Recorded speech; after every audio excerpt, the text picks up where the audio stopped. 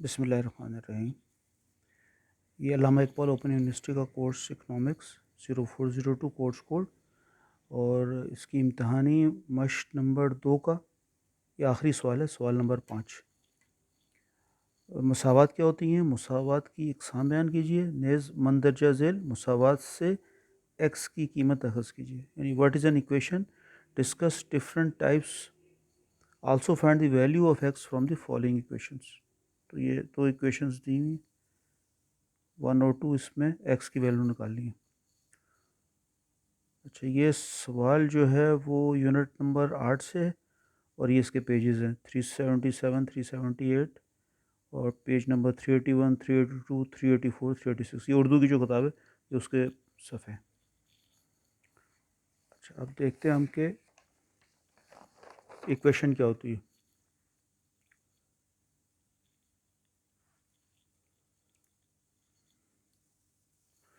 मसावात ये equation in equality से बराबरी से economic variables are related to one another by equations and equation is a statement of equality. Equation क्या होती है? ये एक स्टेटमेंट है बराबरी की, इक्वलिटी की। हम इसमें बताते हैं कि ये इसके बराबर है, ये दो एक्सप्रेशंस आपस में बराबर है, ठीक है। और या इसकी दूसरी है कि सेट ऑफ ऑर्डर्ड पेयर्स, यानी एक्स और वाई की वो वैल्यूज़ जो कि किसी इक्वेशन को सेटिस्फाई करें। अगर वो एक्स और वाई की वैल्यू वहाँ पुट करें उस इक्वेशन के अंदर तो वो दोनों साइड्स इसकी इक्वल आएँ, ठीक है ना। इसको कहते हैं इक्वेशन, मसावात, इक्वलिटी, है ना। इक्वलिटी से टाइप्स ऑफ इक्वेशंस क्या क्या हैं? दो तरह की इक्वेशंस होती हैं। एक होती हैं डेफिनेशनल इक्वेशंस, तारीफ़ी, यानी जो डेफिनेशन से निकला है, डेफिनेशन। तो इसमें क्या होगा? The definitional equation sets up an identity between the two alternative expressions। यानी ये हमें ये बता, डेफिनेशनल इक्वेशन, तारीफ़ी मसावत हमें ये बताती है कि ये है और इसका अल्टरनेट ये है, यानी दोनों एक ही चीज़ें हैं वो, या ये। लिहाजा इसमें फिर यहाँ इक्वल साइन की जगह हम ये 3 जो लाइनें लगाते हैं। वैसे तो इक्वल में 2 साइनें होती, 2 जो लाइन्स होती है ना, तो इसके अंदर इक्विवेलेंस क्या होती है? 3 का लाइनें लगा के इसको हम इक्वल शो करते हैं। देखिए इक्वल साइन तो वैसे क्या होता है? 2 होता है। अच्छा, मसलन देखिए ये एक डेफिनेशन है। प्रॉफिट की क्या डेफिनेशन है कि प्रॉफिट बराबर होता है टोटल रेवेन्यू, जो भी इनकम है, माइनस टोटल कॉस्ट, जो भी हमें अखराजात आए माइनस कर दें तो हमें प्रॉफिट मिल जाएगा। तो क्या है? ये तारीफ़ है ना, ये किसकी तारीफ़ है? प्रॉफिट की तारीफ़ है, प्रॉफिट की डेफिनेशन है। तो ये क्या है? ये डेफिनेशनल इक्वेशन कहलाएगी।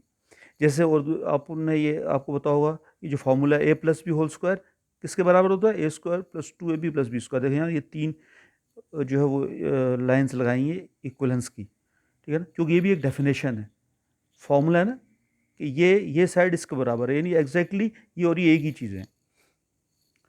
अच्छा, फिर ये तो हो गई डेफिनेशनल इक्वेशंस, तारीफ़ी। फिर दूसरी तरह की इक्वेशन जो होती हैं वो होती हैं बिहेवियरल इक्वेशंस, किरदारी मसावत। A behavioral equation specifies the manner in which a variable behaves in response to a change in output। ऊपर तो हमने देख लिया, जैसे हमने ये प्रॉफिट की हमने डेफिनेशन पढ़ी थी, तो प्रॉफिट किसके बारे, इसकी तारीफ क्या है, इसकी डेफिनेशन क्या है कि total revenue minus total cost, है ना। तो ये डेफिनेशनल इक्वेशन थी। लेकिन अगर हम यहाँ कॉस्ट को लें तो total cost of firm reacts to a change in output, यानी कि कॉस्ट ज़ाहिर है जैसे जैसे प्रोडक्शन बढ़ेगी तो कॉस्ट ऑफ प्रोडक्शन भी बढ़ेगी। तो ये कोई डेफिनेशन नहीं है, ये क्या है? ये बिहेवियर शो कर रहा है कि जैसे जैसे ज़रा प्रोडक्शन बढ़नी है तो इनपुट्स की पेमेंट करनी होगी, ज़्यादा की चीज़ें आएंगी, रॉ मटेरियल आएगा। तो वो किस तरह से इक्वेशन के अंदर हम उसको सेट करना है, ये इसका ये बिहेवियरल इक्वेशन है। मसलन देखें इकोनॉमिक्स के अंदर, जिस तरह से वो पता है कि क्वांटिटी सप्लाई होता है और क्वांटिटी डिमांड होता है ना। और ग्राफिकली हमने जब एक पहले भी देख चुके हैं कि ये अगर एक्स एक्सिस है और ये वाई एक्सिस है और ये ऊपर से नीचे ये डिमांड कर्व है और नीचे से ऊपर ये सप्लाई कर्व है, तो जहाँ यहाँ दोनों क्रॉस करते हैं वहाँ इक्विलिब्रियम आ जाता है, ई पॉइंट आता है। ये आ जाती है इक्विलिब्रियम क्वांटिटी और ये आ जाती है इक्विलिब्रियम प्राइस, ठीक है ना। तो इसके पीछे ये इक्वेशंस ही होती हैं।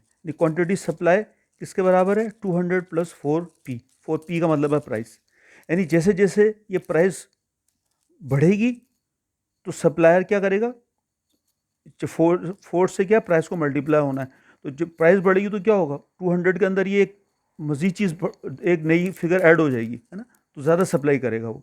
जबकि क्वांटिटी डिमांड में देखें, क्वांटिटी डिमांड में क्या है, इसकी बिहेवियर क्या होगा इसका कि माइनस, यानी कि 250 में से जैसे जैसे प्राइस बढ़ेगी तो वो प्राइस और उसका 4P स्क्वायर वो माइनस, दोनों चीज़ें इसमें से माइनस हो रही है। इस तरह का एक बिहेवियर इसका है, ठीक है ना। एक कोई भी फॉर्म हो सकती है, -4P हो, -6P हो, ये डिपेंड करता है कि किस तरह का डिमांड है और किस तरह की सप्लाई है ना। तो ये क्वेश्चंस क्या है, ये बिहेवियर को शो करती है, इकोनॉमिक बिहेवियर को शो करती है कि किस तरह से वो वेरिएबल्स बिहेव कर रहे हैं, किस तरह से चेंजेस आ रही हैं, है ना। अच्छा, उसके बाद फिर एक होती है लीनियर इक्वेशंस। लीनियर इक्वेशन क्या होती है कि ऐसी इक्वेशन, देखें इक्वेशन के अंदर दो चीज़ होती है, एक वेरिएबल होते हैं, कांस्टेंट होता है। एक्स वाई जेड ये क्या है, एक्स ये वेरिएबल कहलाता है और ए बी सी ये कांस्टेंट्स कहलाते हैं। तो अगर तो जो इक्वेशन है उसके अंदर वेरिएबल की पावर देखें, अगर किसी वेरिएबल के ऊपर पावर अगर कुछ नहीं है तो उसका मतलब है 1 है, इसका मतलब है यहाँ 1 है। अगर किसी वेरिएबल के ऊपर कोई पावर नहीं, अगर यहाँ 2 लिखा हो तो फिर स्क्वायर, तो फिर उसकी 2 पावर हो जाएगी। लेकिन अगर किसी वेरिएबल के ऊपर कुछ नहीं लिखा हो तो उसका मतलब उसकी पावर 1 है। तो लीनियर इक्वेशन ऐसी इक्वेशन होती है जिसमें वेरिएबल की पावर क्या हो, 1 हो। देखें ए एक्स प्लस बी, तो एक्स की पावर कुछ नहीं था तो उसका मतलब एक्स की पावर 1 है, ठीक है। और ए और बी क्या है, कॉन्स्टेंट है। मजीद ये कि एक्स वेरिएबल है और ए जो है 0 के बराबर नहीं है, A is not equal to 0। क्यों, अगर ए 0 के बराबर होगा तो ये एक्स से मल्टीप्लाई होगा 0 से, तो ये ख़त्म ही हो जाएगा, है ना। तो इसलिए फिर ए 0 नहीं होना चाहिए, वरना तो एक्स की टर्म ही ख़त्म हो जाएगी ना। इसलिए इसकी डेफिनेशन अंदर है। तो लीनियर इक्वेशन वो इक्वेशन है कि जिसके अंदर वेरिएबल की पावर क्या हो, 1 हो, 1 से ज़्यादा ना हो। जैसे देखिए इक्वेशन है 3x minus 18 is equal to 0, है ना, इक्वलिटी आ गई ना। ये इक्वेशन है, ये दोनों साइड्स बराबर हैं, यानी ये साइड इस 0 के बराबर है।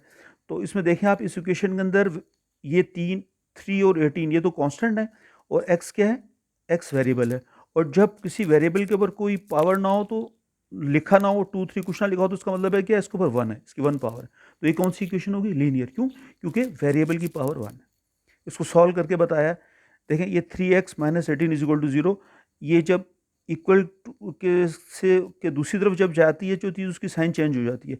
तो 3x माइनस 18 था, तो 3x, ये जब 18 यहाँ आएगा तो क्या हो जाएगा, प्लस 18 हो जाएगा।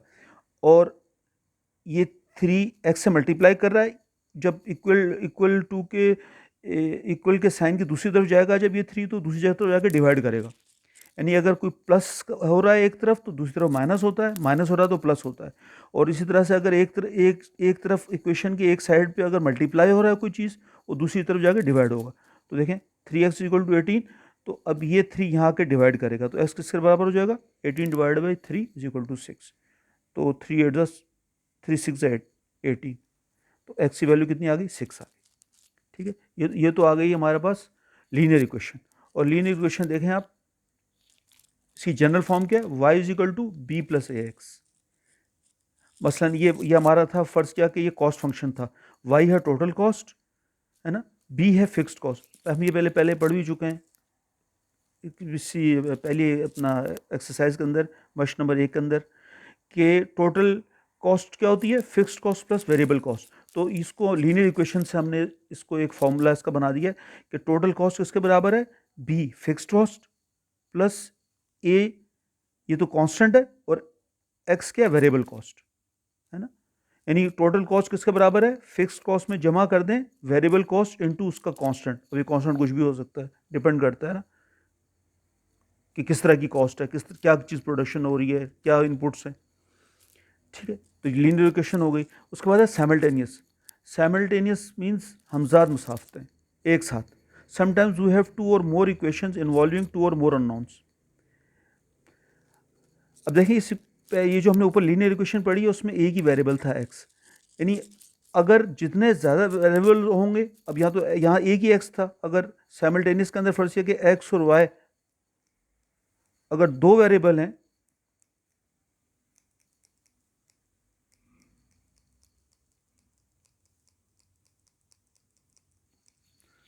एक्स और वाई अगर दो वेरिएबल हैं तो जितने वेरिएबल होते हैं उतनी इक्वेशंस चाहिए होंगी। अगर अगर अगर किसी यानी हमारे पास अगर इक्वेशंस में ऐसी हैं कि उसके अंदर दो वेरिएबल इस्तेमाल हो रहे हैं एक्स और वाई, तो हमें दो इक्वेशंस चाहिए होंगी ताकि उसको हम सॉल्व कर सकें। ठीक है, तो साइमल्टेनियस इक्वेशन में क्या होता है कि एक्स और वाई की वैल्यू जो भी निकलती है वो जो जितनी भी इक्वेशंस होती हैं, अगर एक्स और वाई हैं तो दो इक्वेशन, दो वेरिएबल हैं तो दो इक्वेशंस होंगी, तो एक्स और वाई की जो भी वैल्यू होगी वो दोनों इक्वेशन को एक साथ सेटिस्फाई करेगी। ठीक है, उसमें जब पुट करेंगे तो दोनों इक्वेशंस आपस में बराबर ही आएंगी। ठीक है ना, यानी वो वैल्यू जो एक्स और वाई की जो आपने निकाली होगी, जब आप इक्वेशन में पुट करेंगे तो दोनों दोनों इक्वेशंस बिल्कुल प्रूव हो जाएंगी और वो इक्वल आएंगी। ठीक है ना, अलग अलग से। ये कहलाती है साइमल्टेनियस। अच्छा, simultaneous equations in one one unknown, मैंने तो बताया ना आपको, साइमल्टेनियस इक्वेशंस ऐसा भी हो सकता है कि दो वेरिएबल हो, और ऐसा भी हो सकता है कि एक ही वेरिएबल हो। ठीक है ना, जैसे देखें, ये हमने ऊपर भी देखा था डिमांड और सप्लाई।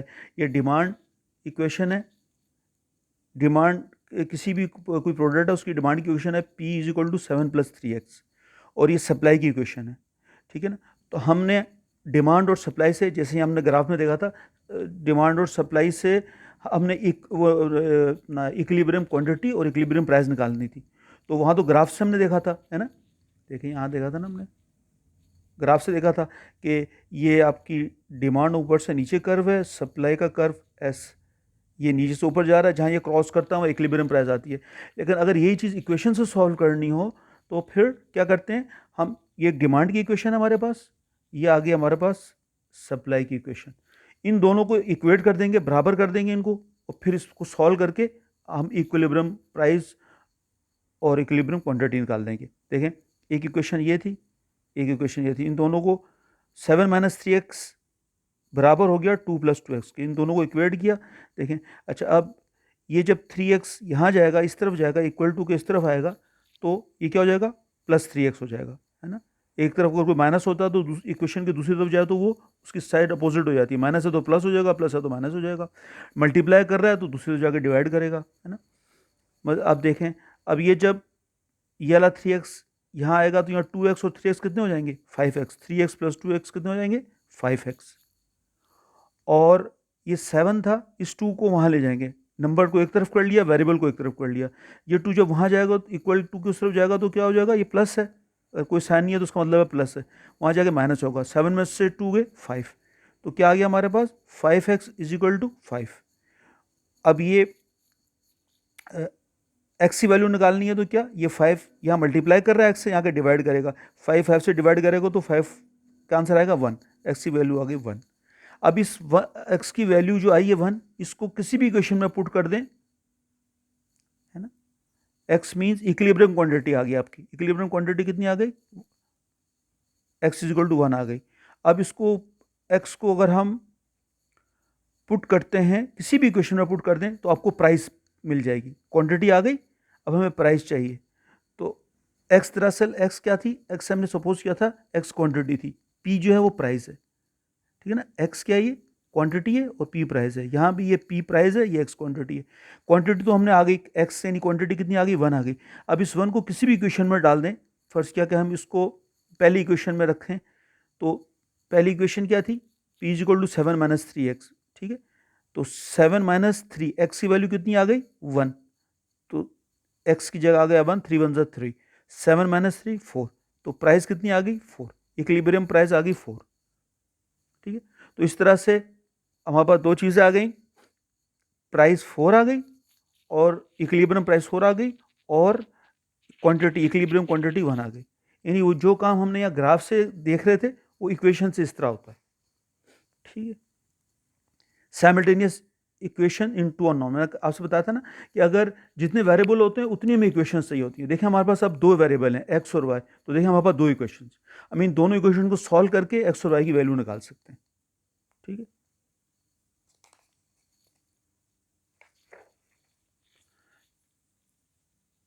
फिर होती हैं क्वाड्रेटिक इक्वेशन।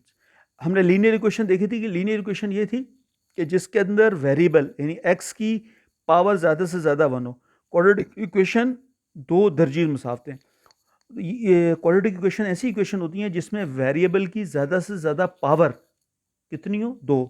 अब देखें ये एग्जाम इसकी जनरल फॉर्म क्या है, A X square plus B X plus C. देखें अब ये ए बी सी ये क्या है, सारे कांस्टेंट हैं और एक्स क्या है, वेरिएबल है। अब देखें आपकी इस पूरी इक्वेशन के अंदर एक्स की मैक्सिमम कितनी पावर है, अगर एक्स की वेरिएबल की कोई पावर ना हो तो क्या होती है, 1 होती है। यहाँ तो 1 है, यहाँ कितनी है, 2 है। तो देखें मैक्सिमम इस इक्वेशन में पावर कितनी है एक्स की, वेरिएबल की 2। तो क्वाड्रेटिक इक्वेशन वो इक्वेशन है कि जिसके अंदर वेरिएबल की ज़्यादा से ज़्यादा पावर 2। अभी देखें एग्जांपल्स है नीचे, सब में देखें आप, x square minus 3x plus 1, यहाँ एक्स की पावर 1 है, यहाँ 2 है। ज़्यादा इस इक्वेशन में ज़्यादा से ज़्यादा एक्स की पावर कितनी है, 2। इसमें भी देखें X square minus 2x is equal to 0, यहाँ तो एक्स की पावर 1 है, यहाँ 2 है। इस पूरी इक्वेशन के अंदर एक्स की ज़्यादा से ज़्यादा पावर कितनी है, 2। तो ये भी क्वाड्रेटिक इक्वेशन हो गई। यहाँ भी देखें आप 2x square is equal to 1/3, इस इक्वेशन में भी देखें एक्स की मैक्सिमम पावर कितनी है, 2 ही है। ठीक है, तो ये क्वाड्रेटिक इक्वेशन वो इक्वेशन है कि जिसके अंदर वेरिएबल की पावर क्या हो, ज़्यादा से ज़्यादा 2 हो, यानी 2 हो, है ना। अगर किसी इक्वेशन में वेरिएबल की पावर 2 है और उससे ज़्यादा नहीं है तो वो क्वाड्रेटिक इक्वेशन है। क्यूबिक इक्वेशन, मकबी मसावत, ऐसी इक्वेशन जिसके अंदर वेरिएबल यानी X, A B C D ये तो कांस्टेंट है, ए बी सी डी सारे कांस्टेंट है, एक्स वेरिएबल है ना, वेरिएबल चेंज होता है। तो अब देखें आप इस पूरी इक्वेशन के अंदर यहाँ एक्स की वैल्यू की पावर कुछ नहीं लिखी हुई, तो इसका मतलब है यहाँ 1 है, यहाँ एक्स की पावर लिखी हुई है 2 ही है, यहाँ एक्स की पावर 3 है। तो इस पूरी इक्वेशन के अंदर देखें एक्स की मैक्सिमम पावर कितनी है, 3। तो ये क्या हो जाएगी फिर, क्यूबिक इक्वेशन। क्यों, क्योंकि इस इक्वेशन के अंदर एक्स की मैक्सिमम पावर कितनी है, 3 है। ठीक है, और ए बी सी डी क्या है, ये कांस्टेंट है, और ए 0 नहीं है, A is not equal to 0। क्यों, अगर ए अगर 0 हो गया, देखिए अगर ये 0 हो जाए तो 0 इससे मल्टीप्लाई होगा एक्स क्यूब से, तो ये तो पूरी ये 0 हो जाएगा, फिर ये पूरी टर्म ही खत्म हो जाएगी, तो फिर क्यूबिक इक्वेशन बचेगी नहीं। तो लिहाजा ये क्या है कि ए जो है वो 0 के बराबर नहीं होना चाहिए। ठीक है, अब हम इसके वो देखते हैं न्यूमेरिकल जो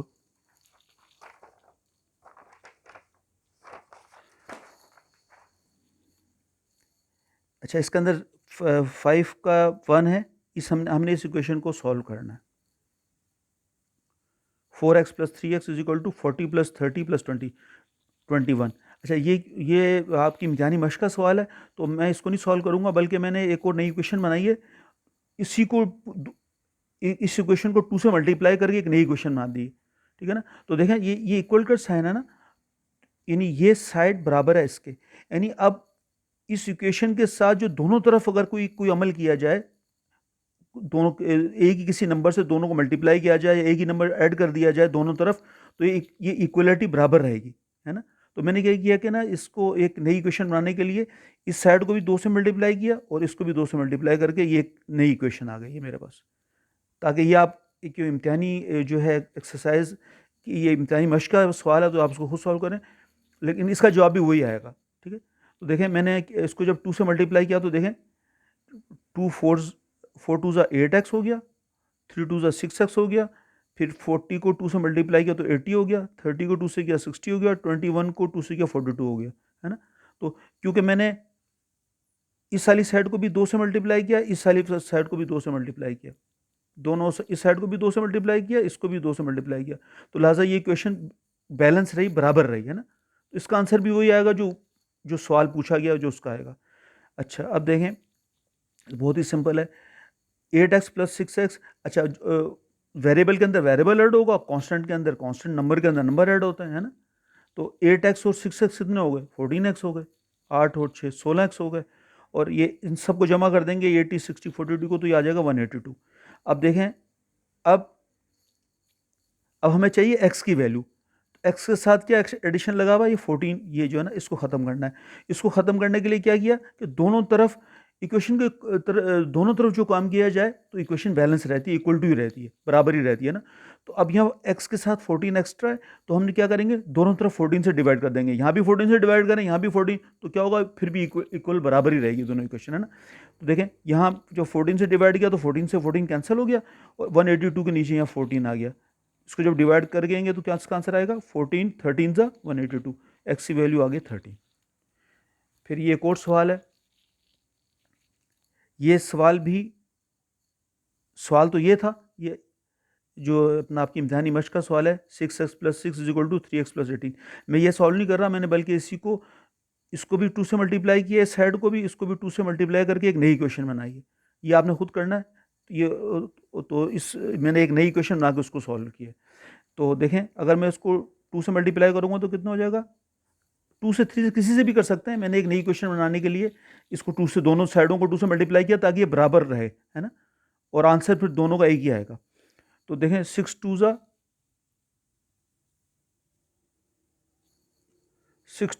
12x, इसको 2 से मल्टीप्लाई करेंगे 6 2 ज़ा 12, इसको 2 से मल्टीप्लाई करेंगे 3 2 ज़ा 6x, इसको 18 को 2 से मल्टीप्लाई करेंगे तो 18 2 ज़ा 36। तो ये नई इक्वेशन आ गई। लेकिन इसका आंसर और इस सवाल का आंसर एक ही आएगा क्योंकि दोनों बिल्कुल बराबर है ना। मैंने खाली 2 से मल्टीप्लाई किया तो इक्वलिटी बराबर रही।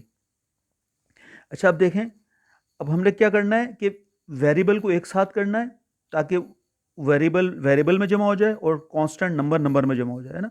तो ये 12x प्लस 12 है, तो इस 12 को यहाँ लेके आना है ना, ताकि ये यहाँ आ जाए, और इस 6x को उस तरफ लेके जाना है।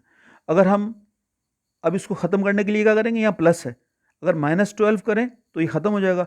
लेकिन जो काम यहाँ करेंगे इस तरफ इक्वेशन के, वही काम इक्वल टू के दूसरी तरफ भी करना पड़ेगा ताकि इक्वेशन बराबर रहे, बैलेंस रहे, है ना, इक्वलिटी बराबर रहे। तो अब देखें, अब हमने किया सब्ट्रैक्टिंग 12 फ्रॉम बोथ साइड्स, 12 को दोनों साइड से माइनस कर दें तो इक्वलिटी बराबर रहेगी, है ना, दोनों इक्वेशन बिल्कुल ठीक रहेगी। तो जब यहाँ से माइनस करेंगे 12 प्लस 12, ये माइनस कर दिया 12, जब यहाँ से माइनस किया तो इस वाली साइड से भी माइनस कर दिया। देखें 6x प्लस 3, ये तो पहले की थी, माइनस यहाँ से भी 12 कर दिया, 12 से 12 खत्म हो गया। यहाँ क्या बचा 12x, यहाँ क्या आया 36 में से 12 गए 24, 6x, तो यह आ गया, और 36 में से 12 के 24 आ गया। अब हमें इस 6x को x की तरफ लेके जाना है ताकि उसमें ये जमा माइनस जो भी हो जाए। तो इसके लिए क्या करना पड़ेगा कि यहाँ से इस वाली साइड से इस 6x को ख़त्म करना है, वहाँ लेके जाना है। तो यहाँ ख़त्म कैसे होगा, यहाँ से अगर -6x करेंगे तो यहाँ से ख़त्म हो जाएगा, और यहाँ भी -6x करना पड़ेगा ताकि ये बैलेंस बराबर रहे, तो ये वहाँ आ जाएगा। देखें, subtracting 6x from both sides, 6x को दोनों तरफ से माइनस करें, 12x में से -6x किया, जब यहाँ से किया तो इस तरफ भी करना है, 6x प्लस 12 24 तो पहले से था, -6x यहाँ से भी किया ताकि इक्वलिटी बराबर रहे, इक्वेशन बराबर रहे। तो देखें आप, 6x से 6x कैंसिल हो गया, ये +6x है, -6x है, ये दोनों आपस में कट गए, यहाँ 24 बचा, और 12x में से 6x गया तो कितना बचा 6x, 6x is equal to हो गया 24। ठीक है, अब हमारे पास हमें x की वैल्यू चाहिए ना, इसके साथ एडिशनल क्या लगा हुआ है 6। अगर हम 6 से डिवाइड करते हैं यहाँ तो 6 से 6 कट जाएगा, लेकिन 6 को दोनों तरफ डिवाइड करना पड़ेगा ताकि इक्वेशन बैलेंस रहे, बराबर रहे, है ना। तो यहाँ भी 6 से डिवाइड करें, यहाँ भी डिवाइड बोथ साइड बाय 6, जब 6 से डिवाइड किया इस तरफ 6 से डिवाइड बाय 6 तो 6 से 6 कट गया, यहाँ x बचा, और 24 को जब 6 से डिवाइड किया तो 6 4 24, तो x की वैल्यू आ गई 4। इस तरह से ये सवाल हल हो गया।